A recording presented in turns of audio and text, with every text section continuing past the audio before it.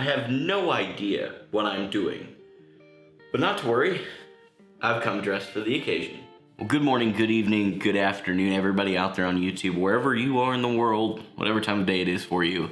I hope you're doing well and staying safe. It's a crazy world we're living in right now. If you're new here and you haven't already taken a second to bless that subscribe button and ring the notification bell right next to it like you would in a church choir, take a second to do that for me. I appreciate it. So the reason that I wanted to try this out is because I found myself kind of bored with photography lately. I've been kind of just getting into a groove with everything. And you know, personally, I feel like that's one of the worst things you can do as a creative person in general, is to just get into a grind. Creativity is meant to be things that you push yourself past your comfort zone, you find new boundaries, and then you push against them. I'm trying to sound very epic, but it's not working. But as I've said, I wanted to challenge myself in the realm of photography, and like anybody that doesn't have any idea what they are doing, I decided to consult YouTube University. Or just look up Peter McKinnon and watch a couple of his videos on product photography. There were 3 things that I learned from Peter McKinnon, basically from all the different videos that I watched. He had 3 central points: a theme, you need to have props, and you need to have texture. Now, that all sounds all well and good, but what does that actually mean? Theme. I mean, what kind of vibe does this product give off that you're gonna be shooting? You know, you don't wanna just take a picture, you know, I can take a picture of whatever the product is in the middle of a counter, but I mean, unless it's a kitchen knife, does it really make sense? And even then, is that enough for a very epic, convicting photo? Convicting? What is this, a crime? It might be with a kitchen knife. And the next thing is texture. You have to think about what it is you're shooting and then say what textures would go well with this product. And the last bit is props. Things that are not distracting, just something that kind of goes in with the theme of everything, matches with the textures hopefully, but just little props that you can use that will again continue to fill out that frame to where it is not just your product, center stage, with a bunch of negative space around it. With that said, let me grab the product that we will be shooting today. Okay, so here's the product that we will be shooting today.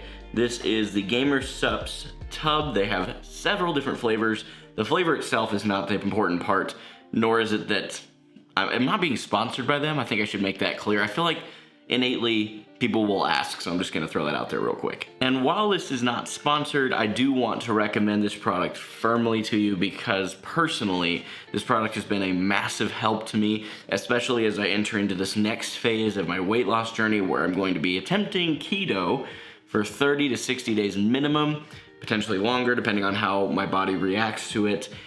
This is keto friendly energy, and it is way healthier for you and than an energy drink or a Mountain Dew or any other soda you might drink. If you're anything like me, if you're anything like any gamer ever, we all have a serious caffeine addiction. And honestly, photographers are the same way. I mean, Peter's addicted to coffee. He'll never admit that, but maybe he would. I doubt he watched my video, but like if you do, Pete, would you just like drop, can I call you Pete? We don't know each other well. We don't know each other. You don't even know who I am.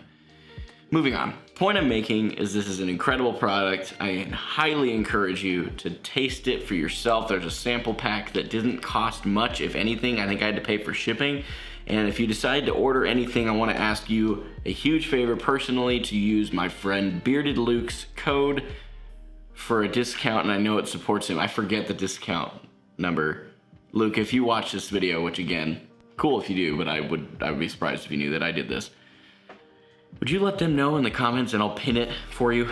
Because I can't be bothered to look it up. So moving right along, we need to figure out first of all the theme. Well, like I just said, this is marketed to gamers. This is Gamer Supps is the brand. Gamer Supplements, Supps, short for supplements. You get it? Good. So gamers are kind of a theme in this. That is the main audience these folks are trying to reach. So we're going to want to keep the theme very gamer focused. Lots of RGB lights and stuff that I don't have. So basically geeky, nerdy stuff, which I definitely have enough of. So we'll be selecting some props and textures that fit this. Now, because this is a powder-based beverage, you start with a powder, mix it with water, and you get your beverage. Probably a bit of powder wouldn't be a bad idea, maybe even just using some of this powder to kind of very lightly spread across whatever surface we choose to take the photo on. That would be a good idea. And then we need to find a surface or backdrop or both, ideally, that would be very gamer focused. I'm gonna go ahead and get this all set up, and you guys are gonna see a time lapse of it because I think that'd be sick.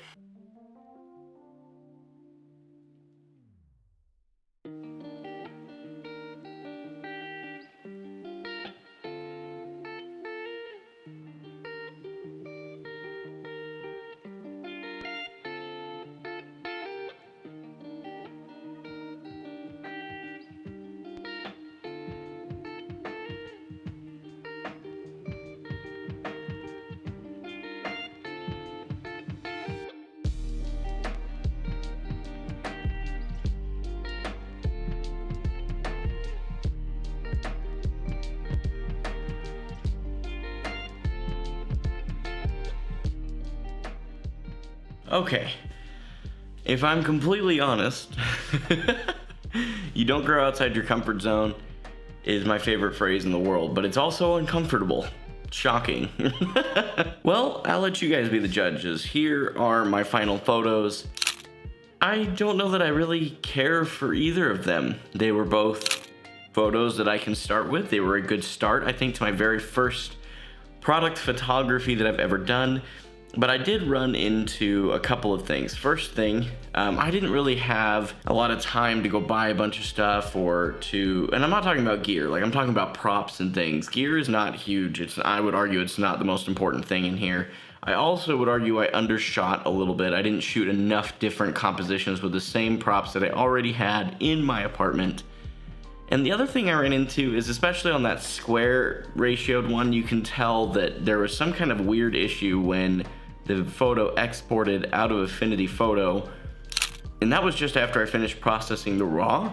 It put those weird little, like, I don't know, rectangular pieces that were just completely the wrong color, and it wasn't like that while I was editing, so I don't know why that happened. And it happened twice. I did try to just re-edit the photo and it didn't fix it. It was very weird. So I guess I'm going to end this video asking you a couple of questions. Number one, what did you think? I really do want to know what you genuinely thought. I think we as artists, creative people can look at our own work and be a little bit of our worst critic, right? And the other thing I want to ask you is, would you recommend any changes, whether that's my software that I'm using? I am using Affinity Photo because I despise Adobe's prices, but if Adobe's where it's at, just tell me why it is, and I'm still willing to hear that in the comments. And just other tips and tricks, things you would have done differently that may help me improve for the next time I try this, because even though I didn't like the final result, I actually kind of enjoyed this. It was kind of fun. It was a good challenge. It pushed me outside my comfort zone and all those wonderful things. I do hope you found this video engaging and or enjoyable in some way. If you did, please feel free to bless the like button. But if not, man, you can condemn this video to the dislike button. I promise you I will still love you. But until the next video, this is Bearden for Hope, signing off.